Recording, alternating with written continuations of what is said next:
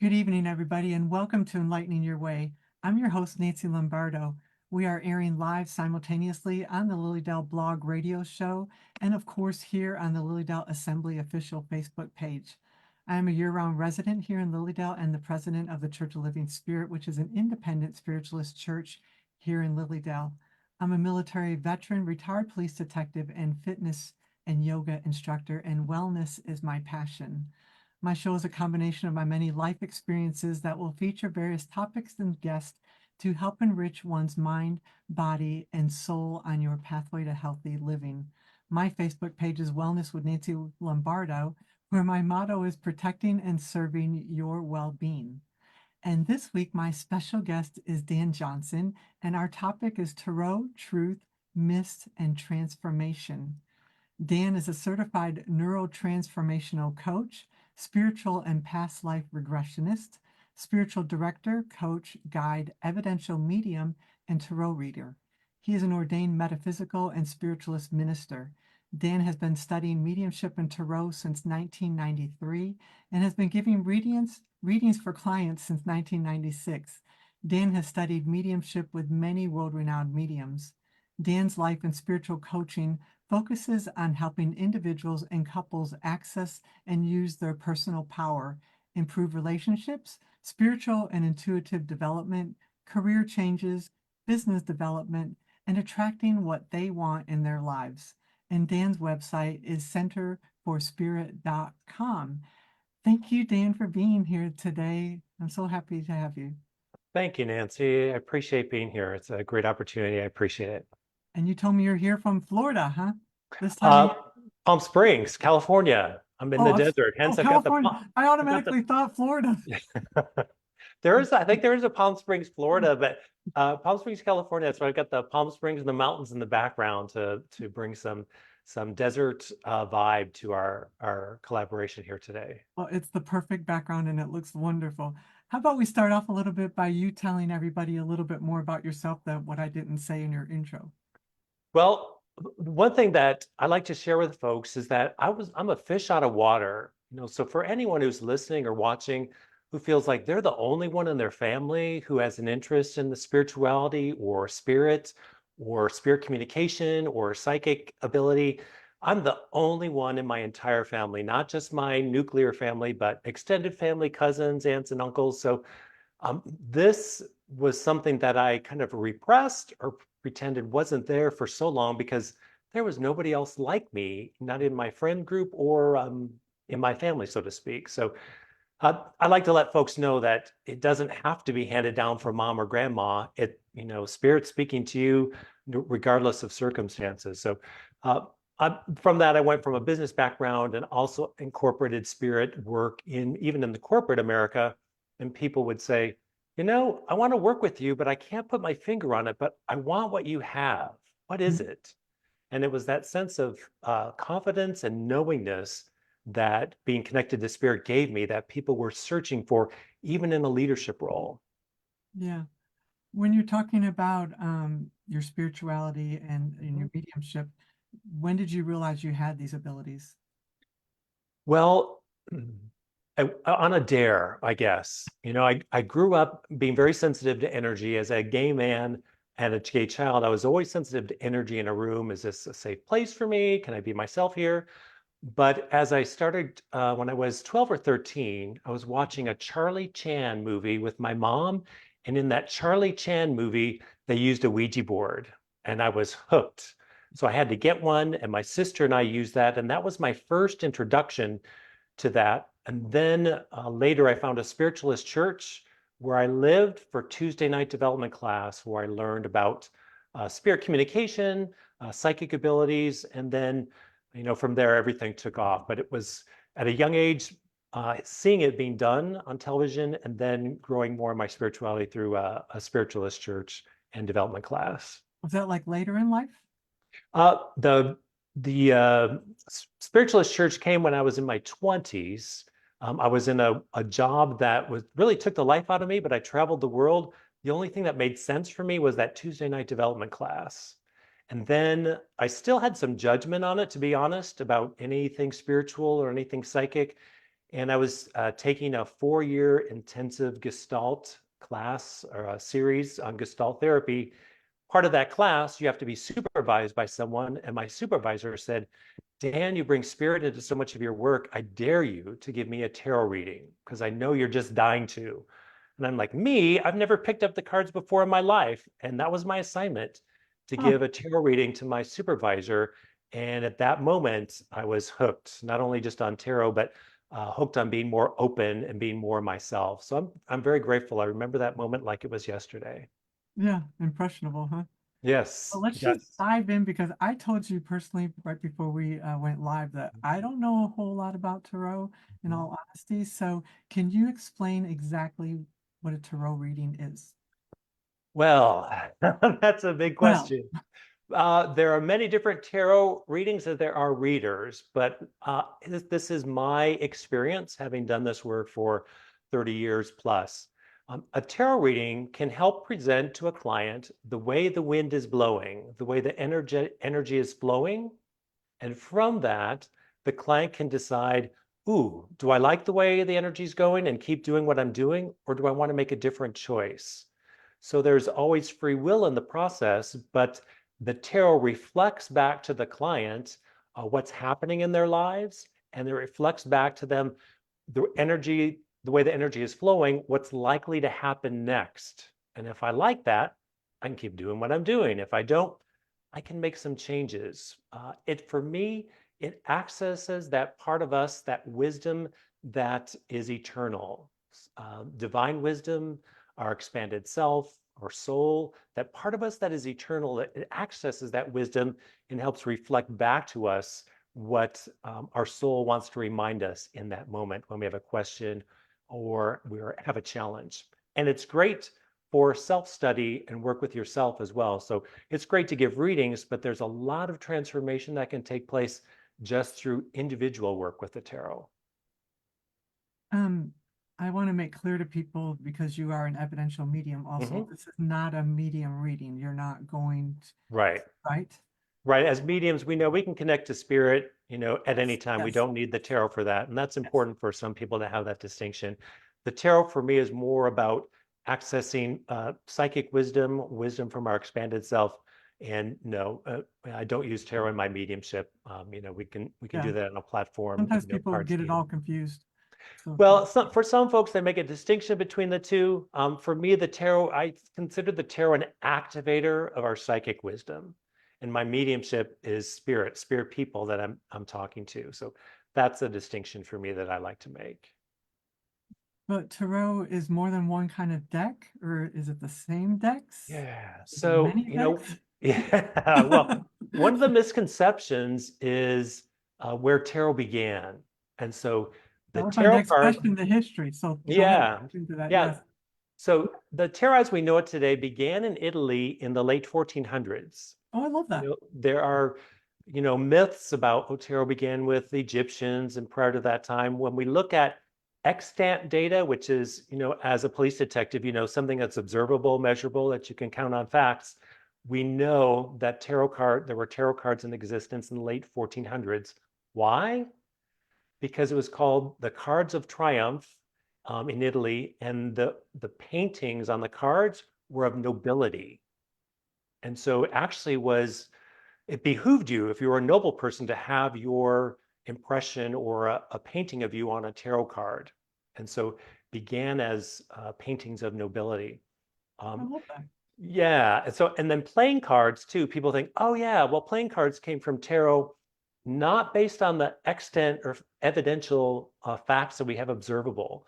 There were playing cards that were prior to tarot, and even in China, there were playing cards, as much as over 100 or 200 years prior to tarot as well. So there's a distinction. The tarot began as these paintings of nobility, and then over time, different folks have added their twists, they've added nuances, they've added different cards to the deck that we know today. The most common deck today is called the Rider-Waite deck, and that was designed and completed in 1909. And that Wow. was the first deck to have illustrations on all of the cards of scenes. Prior to that, You know, if you had in a tarot deck, you might have the Six of Wands. Prior to 1909, your Six of Wands card would be a number 6 and then 6 wands on it. In the Rider-Waite deck, it actually has a scene on it. And that was the first time that had happened. Do they all have similar scenes? No, and this is the other thing too. I like the Rider-Waite-Smith, also known as the Waite-Smith deck, for this particular reading. Rider was the publisher in 1909. Mr. Waite, A.E. Waite, belonged to the Golden Dawn. It was an esoteric society, and he had a colleague in the Golden Dawn named Pamela Coleman Smith. Mr. Waite conceived this tarot deck, and Pamela Coleman Smith put it to art. She did all the illustrations. In fact, we've seen a letter where Pamela Coleman Smith said, "Hey, I've got this great project at a very little price." So she illustrated 78 cards for a very little price. So each artist, each creator has their own idea for a tarot deck. Many of them today are based on this Rider-Waite system that originated in 1909 with Pamela Coleman Smith. And one thing cool I like about Pamela Coleman Smith, who's the artist for this particular deck, is that she had synesthesia. Have you heard of synesthesia before? No, I don't know. No. A synesthete is someone who can, like, they hear sound, or excuse me, they hear colors. Or Pamela Coleman Smith, when she would hear music, she would immediately get images in her mind and commit them to artistry. So they're able to experience one sense through another, like It's they can kind of like our see, clairs, sound. I'm sorry? kind of like our clairs, our mediums. Um, Clairs for me are about sensing spirit. I can see, hear, smell spirit, taste spirit, their favorite food.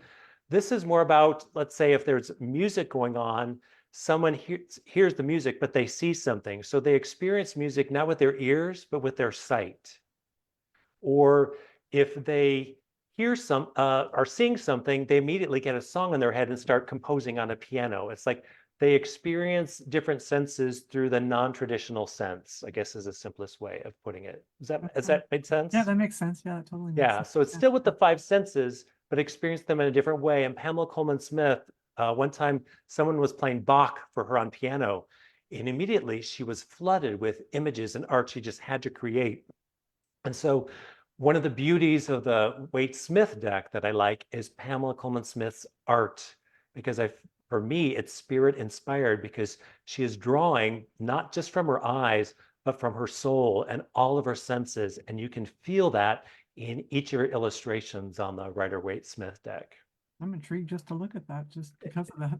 It The sounds art is very cool. The Whitney Museum in New York recently had a special exhibit of her artwork, and it's just like any art, either speaks to you or not. But for me, it just has that mystical quality that just brings me to center and brings me in connection with wisdom.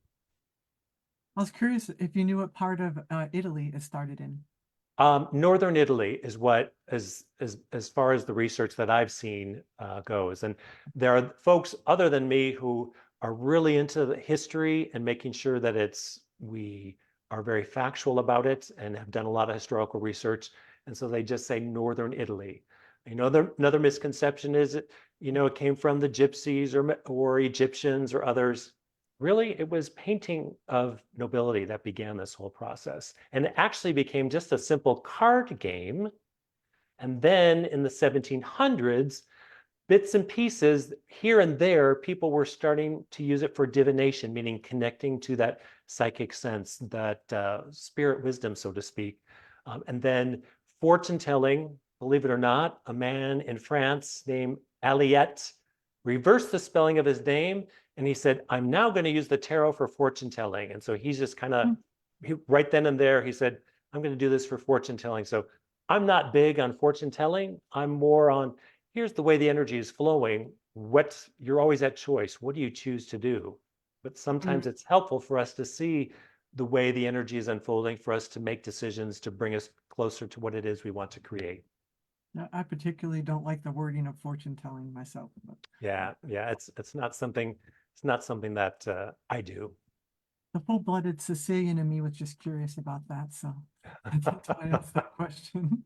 Sure, So sure. what do you believe are some of the myths? I mean, you've been in this, doing this for, would you say Mhm. 30 years? What Yeah. have you heard? What are some of the myths that surround the tarot readings? Well, we've talked about some of them already. The origins of tarot are one of the Yes. myths.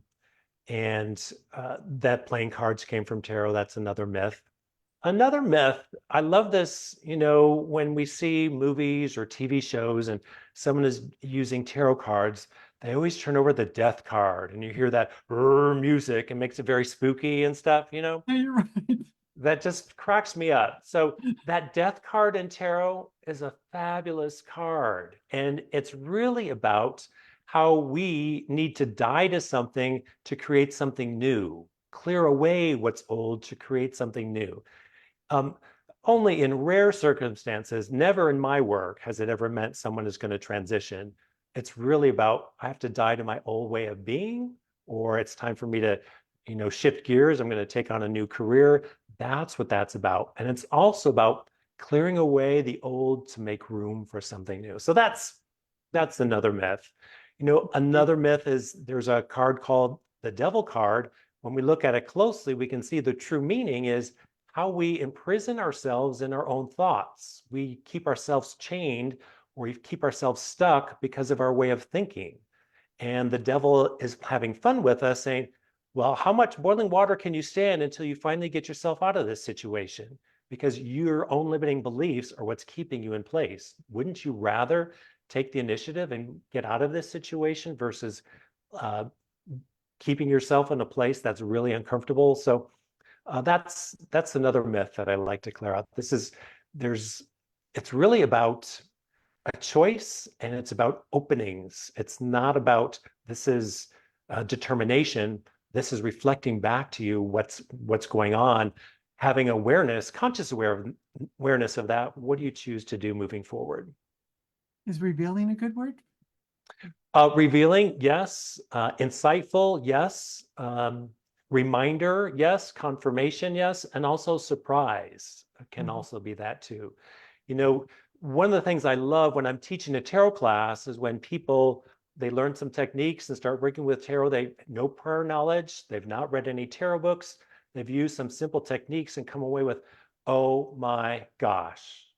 Oh Yeah. my gosh, this is so helpful to me. I want to know more. They get really hungry. So it's really enlightening, shedding light on something, and it's expansive in its ability to awaken what's within us or awaken knowledge that we didn't know we had inside of us. You're talking about the whole myths, and I'm picturing in my head the old lady sitting in the table with the crystal ball, the dark room, and you're right, the death Yeah. card. Yeah, it makes All for a that. great TV show and it makes for great atmosphere, but it also gives tarot, for me, bad reputation. It's like that Yes. is not what this is about at all. I know I don't do this, but I know therapists who actually use tarot, and there are psychologists who've written how they use tarot in their psychology work. There's a lot of inner work that can be done and a lot of self-transformation that can be done through tarot. Another cool way that I love to use the cards and the way Pamela has drawn the cards is a Gestalt technique about what's figural. You could see the same card day after day after day, year after year, but something new from that card will pop out. In Gestalt, they call it figural. What pops out from the background? And that is my expanded self or my soul saying, I want you to pay attention to this. This Mhm. is what I want you to focus on. This is the message for today. So that is really cool. Even as a reader with so much experience, sometimes I look at a card and go, I never noticed that before. So that's a way of getting my attention, of communicating with me about what to share with the client or what to share for myself if I'm using tarot for myself.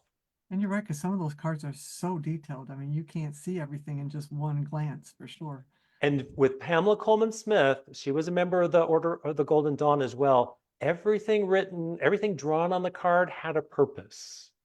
It wasn't, oh, this would look pretty. It was, this has a purpose. There was a reason why there's this color. There's a reason for this facial expression. There's a reason why this color is covering this part of the body, whether it's the heart or the head. There's a reason why this person is wearing this clothes. It's the reason why this person is facing this direction. There was very deliberate placement of everything on each card, which I appreciate in her work. Okay, I have another question that my naivety, that's a word, but I'm thinking other people are listening might have the same kind of questions. Sure. So, is there a difference between a tarot deck and an oracle deck? An oracle, my experience of oracle decks can be made up of any number of cards, and the creators can put anything they want on them. A tarot deck traditionally, doesn't have to be, but traditionally has 78 cards, and they're separated into two sections, the major arcana and the minor arcana. Major secrets, minor secrets. The majors are a set of 22 cards that are about spiritual energies, archetypal energies in Jungian terms. And then the other 56 cards are about our life here on the earth plane. And you mix those up together, it makes a great combination. So traditionally, a tarot deck will have kind of two sections, the spiritual side and everyday side. An oracle deck can have any format it wants. The artist can draw anything they want, anything they're inspired. The artist could have an intention, may not have an intention, have a different intention. So there's, I would say, from my experience, less structure to an oracle deck. And for me, a tarot deck, the ones that I use were designed for deliberate purpose and were specific in each of the drawings. Some oracle decks are that way, and some oracle decks are simply an artist's inspiration to draw cards and, see how that works for folks. Because One of there the are a lot oracle of decks. Oh, go ahead. I'm not going to say there are a lot of decks out there, and I think people might be confused by all of the decks. Yeah. So there were an oracle deck called Soul Cards that I kind of cut my teeth on because there weren't any fast and hard rules about how they were to be interpreted. That was a great way to wake up for me using those cards. So I think of it as this is the way my soul wants to speak to me. What communication method? And so for me, tarot was one where it lit up for me. It's like, ooh. It's like my soul said, I want to communicate to you through this set of cards. And so anyone listening, whether it's a tarot deck or oracle deck, just pay attention to what grabbed your attention, what makes you lean in, what makes you like, ooh, that's it. That's your expanded self saying, hey, let's try using this tool. Let's talk with each other. Yeah, I like that. So you said there's two parts of the tarot deck traditional. Do you pull a certain amount from each part, or do you shuffle them and just randomly pull cards? So folks who use tarot can use a spread where they have like a diagram of cards on in front of them on their cloth. I'll draw 10 cards, and this position has a specific meaning. So that's one way you can use tarot. Another way that you can use tarot is simply just draw a single card and get some meaning from it. You can ask a single question, get a card from that. I use spreads, but more frequently I use when I'm having a conversation and doing a reading with someone, I will pull one or more cards, as many as I feel led to pull, to create a response or to create some energy for that person to respond to. So it can be as free-flowing as picking a single card or as many cards, or you can have, for those who like some structure, they can create a spread and say, I'm going to pull 10 cards, and this card in this position represents you. This card represents your challenge. This card represents what a way you can break through that challenge. There are many, many different ways that folks are using it. And folks who are using it by themselves can use a dialogue process where they pull a card a day, and they actually have a written dialogue with the energy of that card and just free flow, free write for 10 minutes and see what happens in that dialogue. Because the key is the tarot essentially is reflecting everything that's within you anyway. This is an aspect of you that wants your attention for that day. And what inspiration or words of wisdom does that have for you? So it can kind of activate that dialogue. So I think I've gone all over the place to the answer to that question, Nancy. So let me know if I gave you what you needed on that. Yeah, that was perfect. That was perfect. Yeah. I explained it perfectly. So, in your experience, why would someone request a tarot reading over a medium reading? So a mediumship reading, if I want to speak to folks on the spirit side, like my mom, my grandma, my grandfather, that lends itself well to a mediumship reading. Right. If I am a business leader, or let's say I'm self-employed and I'm feeling stuck, or I feel like I've got some challenges, or I'm presented with several opportunities before me, a tarot reading can give me a sense of which opportunity has is something that I'm gravitating toward, and what might happen as I go down each of those paths, the way the wind is blowing. And then with that knowledge, what will I choose to do? What decision will I make as the person who always has free will? So mediumship, again, is I want to talk to spirit people, folks who have passed on the other side. The tarot reading is more about me, my everyday life, and some challenges that I'm experiencing, or a lot of folks want a tarot reading just because they're feeling stuck. It's like, what's going on? I feel like I'm in stasis, and a tarot reading can reflect back to us what's keeping us stuck, what lies on the other side of that stuckness, and how we can get to that other side of that stuckness. That's perfectly explained. Perfectly explained. So, in your experience, how have you found that tarot readings could be transformational for somebody? Uh, just like I mentioned, I just finished a 3-week tarot class with some folks who had never worked with tarot before in their lives. And so transformational in the essence of reminding people of who they are, that you are a spiritual being, reminding people of their own power when they're feeling powerless, reminding people of their connection to that part of them that is eternal, is very transformational. Giving people insight into options and choice, always putting people at choice, is another transformational aspect of tarot. If I choose this, what's the energy with that? If I make this decision, what's the energy with that? And based on that information, what do I choose to do moving forward?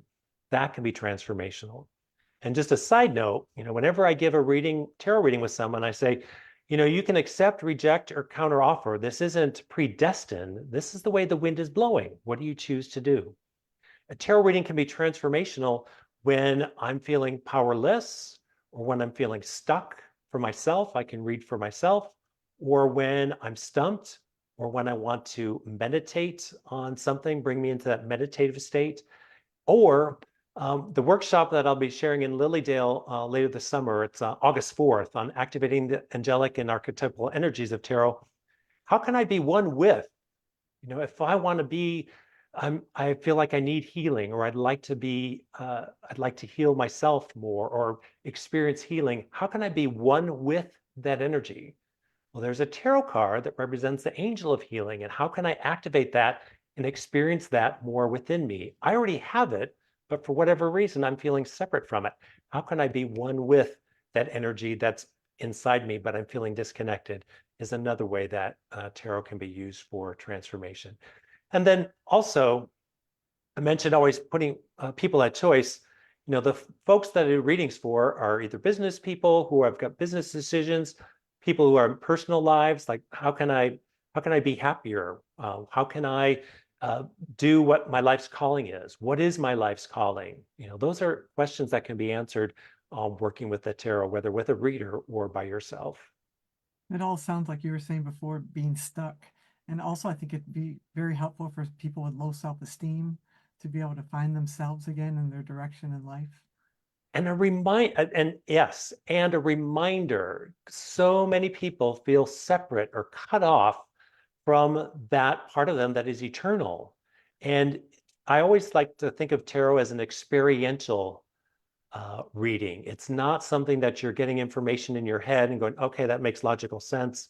When people read with me and learn to read with me, they help their clients experience the energy in front of them. And when you experience it, you know it to be true. You know what's possible versus just hearing what's possible. There's a difference. There's a energy shift that takes place. And in neuroscience, you can see people leaning in because they know, oh, yes, this fits. This is me.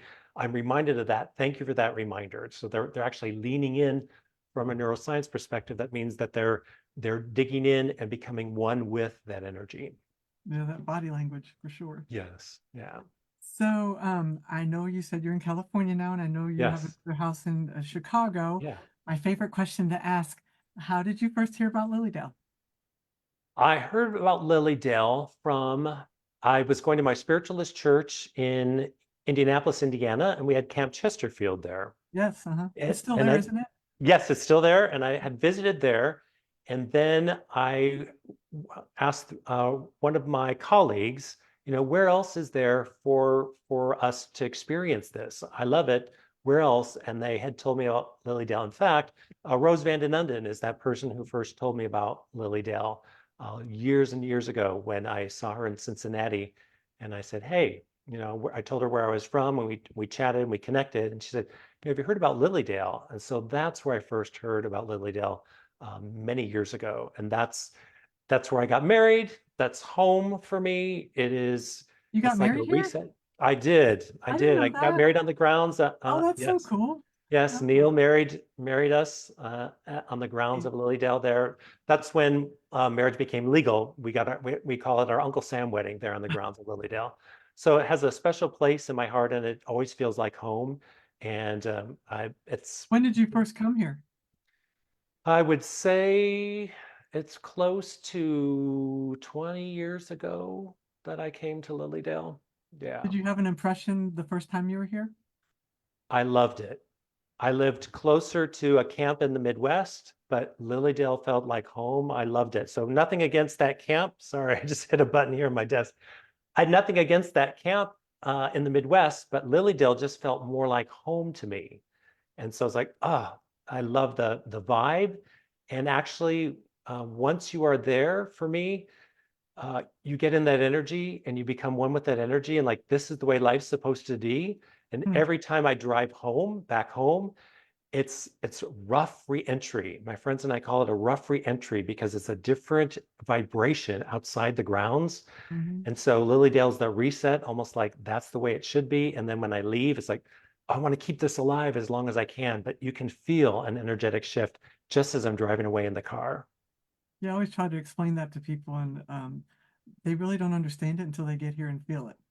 Yes, you have to experience it on the grounds. And for me too, I like to immerse myself. I don't like to go off the grounds even to eat or anything. I just like to be there and experience it and kind of soak it in because it's an energetic reset for me. Did you stay at one And of I the love, those houses the okay. first time you were here? I stay at the Maplewood, and it's like it's not a Lilydale experience unless I'm at the Maplewood. I have a favorite room or favorite rooms there at the Maplewood, That's sitting on nice. the front porch, and it that's part of the experience for me. I one year I did stay off the grounds, and it just wasn't the same. It just brought me out of that being in that energy every time I had to go back to the hotel room. So I always stay on the grounds, and so far it's always been at the Maplewood, and that's part of the charm for me. Do you have any experiences at the Maplewood? I have a funny experience. My first time I was in room 16, and I kept hearing this thump, thump, thump, thump. And so I told some other people in the building over lunch one day about what I was hearing. And these folks all thought they were ghost hunters. They were staying in the Maplewood, like, we're going to figure that out, Dan. So the next night I heard the thump, thump, thump. And in the middle of the night, I knocked on their door and say, come on, here, you can hear it. Thump, thump, thump. And what it turned out to be, room 16, I think it is right above the laundry room. And it was a ceiling fan in room 16 that was making that thumping noise. So that was my first experience, but we all had a good laugh about that. Could have made Um, it into something else. That's funny. yeah, but there and then next door there's a room, and the door plate is Adelaide, and my friend stayed in that room, and we got both of us picked up on Adelaide and her energy and what she looked like after my friend stayed there the first night. So that's been kind of a cool experience there. It's not Lilydale unless you stay at the Maplewood for me. Nothing against guest homes, but for me, it's At least one time experience. yes, Yeah, indeed. I totally. So how did you get to where you started teaching classes here? I'd taken classes at Lilydale for years and years and years, and I had taught classes in my local vicinity. And I said, I'm just gonna try this out. I was encouraged to submit proposal proposals. And so that's kind of what got me started. For me, it's about I really want to uplift and help people recognize the power and wisdom within them. And that was my impetus. It's like I want to provide a place where people can wake up to their own wisdom and access it and be powerful themselves, not be reliant upon me as a medium or a reader. And so I thought, what can I do? What can I create to help people have that experience? So every class I teach at Lilydale, whether it's about dreams or numerology or your soul purpose, it's all about awakening to that power and wisdom within and how can you use that, and seeing people connect to that and then use that and then hearing back later from them, wow, this is how my life has changed since then. That's the rewarding part for me. And you're so, I mean, you come across just so energetic and uplifting and positive. So I'm sure people are just attracted to all of that for sure. And it's easy to be that way on the grounds at Lilydale. And then also, as I mentioned earlier, I really like to reach out to people who have a curiosity or feel like, they have some judgment about this interest or ability because no one else around them does. No one in their family accepts that or talks about it. No one in their family was a medium or had psychic ability, and they're feeling alone. I want folks to know you're not alone. There are others like you, and you form your own communities. Lilydale has given me lifelong friendships. When I look at the folks that get me and understand me and have meaningful friendships, so many of them have ties back to Lilydale. We met at Lilydale. Mhm. So it's a very rich place for me and for people to come to. And so many people, like you say, come back year and year and year again. So it's a Yeah. great thing. So And I let's want, talk about your classes you got coming up. sure. And I do want to acknowledge City of Light Spiritualist Church too, which has given me a home there as a minister there. Absolutely, I yeah. found a great community there too, so I want to acknowledge them. So coming up for me at Lilydale, I'm doing a class on dream interpretation, different methods for dream interpretation. That's by Zoom on That's the April first one 20th. coming up. Yeah, April 20th, and that's by Zoom, so that's accessible to anyone. So in that class, folks are going to learn different methods that they can use to get more understanding and more insight from their dreams, whether it's for themselves or someone else. And then during season, Yeah, that's uh, off season. yeah, yeah. And during season on July 27th, I'm doing numerology and your soul purpose. So we're looking at numerology, number as a symbol, as a way of activating wisdom within you, and how that connects to your soul purpose and how you can experience your soul purpose while you're here on this plane, earth plane. Numerology, like with your birth dates and stuff like that, or just Uh, numerology in general? Birth dates and just numbers. I mean, we play with numbers like what's the number of your house, what's the number of your hotel room, all those things, and how that's another way that our expanded self can communicate with us. We can gain information. It's energy. What's the energy of the number 3? Well, there's some creative energy about that. So when I get a 3, what's creative about this situation? Some people will say, I've lived in this home and it just feels like a challenge. Well, we can look at it numerologically and understand, well, that's numerologically the essence of this space where you're living in is all about challenge. So it provides I know some. some people won't even buy a house unless it has the right number on it. Well, that's me. I'm not. I am well aware that when I've got a 22 or an 11, it's a different experience for me than when I have a number 5. And uh, I recently I bought a 5 in the last 10 years, and man, it's been a challenge after challenge after challenge. Like, well, I knew it going in, and it's panned out to be that way. So it's just helpful for me as an energetic reminder, an energetic messenger to me. Again, nothing is predestined, but energetically, this is what this place can represent. But also from your soul purpose aspect, how can you express that more in your life? What are the different ways to express that? And we look at numerology from a nature standpoint, not from a memorization standpoint. So it's easy to remember versus having to memorize this number means this. We look at where it comes naturally in nature. I like that. Yeah, and I'm also doing a intuition mastery class on August 2nd. I think that's going to be an evening class. Well, we'll learn to awaken our intuitive abilities and have several different ways of accessing and activating our intuitive abilities on What's that August called? 2nd. Intuition Mastery, and it's August 2nd. I believe that's a night class this year, evening class, 6:30 to 9:30. And then on August 4th, will be an all-day class, and that's Activate Angelic and Archetypal Energies of Tarot Major Arcana. So we're going to look at tarot as an energetic activator reminder, both from an archetypal standpoint, which means energies we see throughout the world, like creativity, power, motherhood, fatherhood, sisterhood type energies. What does it mean to have a lot of strong will? What does it mean to feel powerless? What are those energies? How can I access those energies I want to experience more in my lifetime? And then there are tarot cards, several cards that represent angelic energies. And so we're going to look at what those cards are and how we can be one with that angelic energy of healing, or one with that angelic energy of transformation, and activate that not only for ourselves, but also when we're doing readings. That sounds interesting. And that's a whole day class? That's an all-day class, yes. Awesome. That sounds really good. And did we cover all your classes? Yes, those four, yes, indeed. And I know the entire, all the classes are on the website right now, Lily Dell Assembly Inc. Yes. website. You can go register for these classes right now. The catalog, I was just talking to some people today, actually, and that's still going to be a few weeks before the catalog actually comes out. But you can register, you can go online, you can look up the classes. I'm sure there's a little bit of explanation on each of your classes there.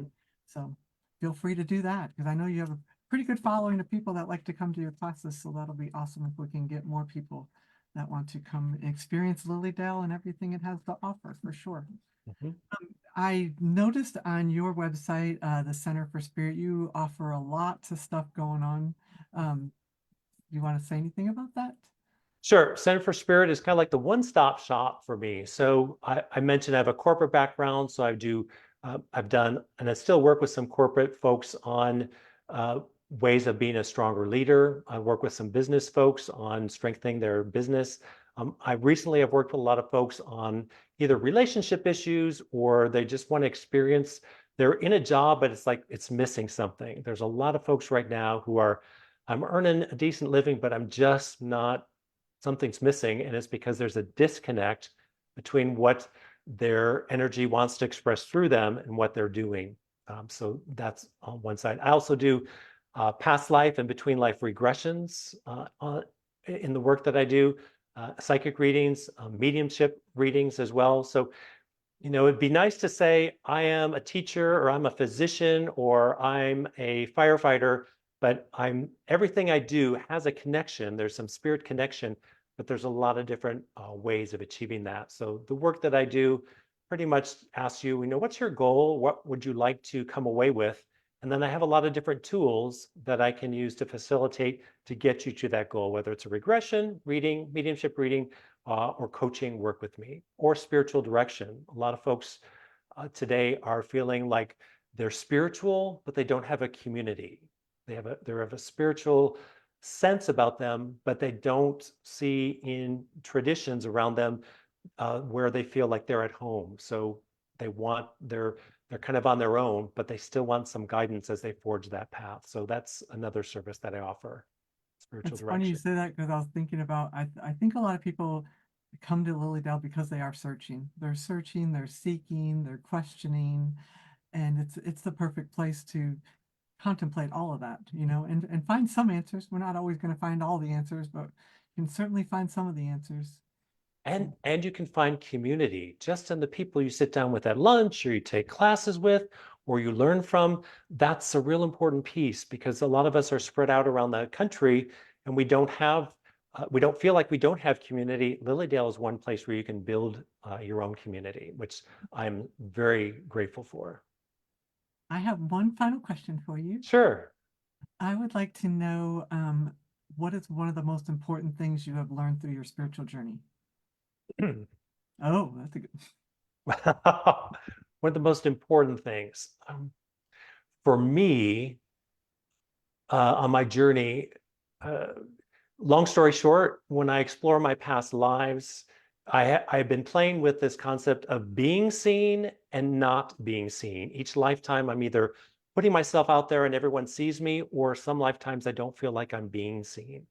So in my spiritual journey in this incarnation has been all about being seen and allowing myself to be seen, how comfortable I am being seen, and tapping into that power within me that is eternal, and being comfortable letting myself being seen and letting my message about who I am be heard by others. So the most important thing on my journey is claiming my power and allowing myself to be seen and facilitating that same thing for others. Does that make sense? Yeah, it's a great answer. Okay. It's a great answer. It's a great thing. Some people, it's hard to be seen sometimes. It's hard to bring that part of yourself out to people Well, and you to know, be in some, vulnerable. yes, you have to be vulnerable, and that's all about trust. But there's also that concept of vibrational match. I can have a conversation with my neighbors here in Palm Springs and talk about being a medium, and it's like blank stare. Like they'll start talking about cars or something. It's like it goes in one ear at the other. I could have a conversation with someone else here in Palm Springs. I'll say medium, and they're like, oh my gosh, I'm fascinated. I'm their new best friend, and they want to talk, forever. So that's really fascinating to observe. And so not everyone, we're not all vibrational matches for each other, but my invitation this year is to allow myself to be seen by those who can and want to see. Have you had that experience, Nancy, where you might Yeah, yeah. mention where you No, are and I they're know. like, Yeah, oh, "Mhm, totally, yeah, totally. I know exactly what you're talking about. yeah, Well, you have been so informative tonight. I've learned a lot, and I'm sure people that have listening and watching are going to learn a lot from because this will stay up and on. And if anybody has any questions, they're more than welcome to post their questions in the comments on Facebook, and we can go and look at them, and you can answer also. But I thank you so very much for joining me this evening. Dan, thank you so much. Thank you, thank you, Nancy. It's wonderful to experience your energy even via Zoom. So it's an honor. Thank you very Oh, much. thank you. Thank you. And thank you, everybody, for joining us this evening. Please join me again in 2 weeks for our next episode of Enlightening Your Way, where my goal is to enrich your mind, body, and soul on your pathway to healthy living. Please visit this page often, the Lily Dell Assembly Inc. page, to learn and find out everything that's going on here in Lily Dell. We got a lot going on. We got the solar eclipse coming up, so there's a lot going on here in Lily Dell. Please also like my Facebook page, Wellness with Nancy Lombardo, and my Instagram, nancy.k.lombardo. My name is Nancy Lombardo. I am protecting and serving your well-being. Thank you so very much for joining us this evening. Good evening, everybody. Thank you, Dan. Thank you.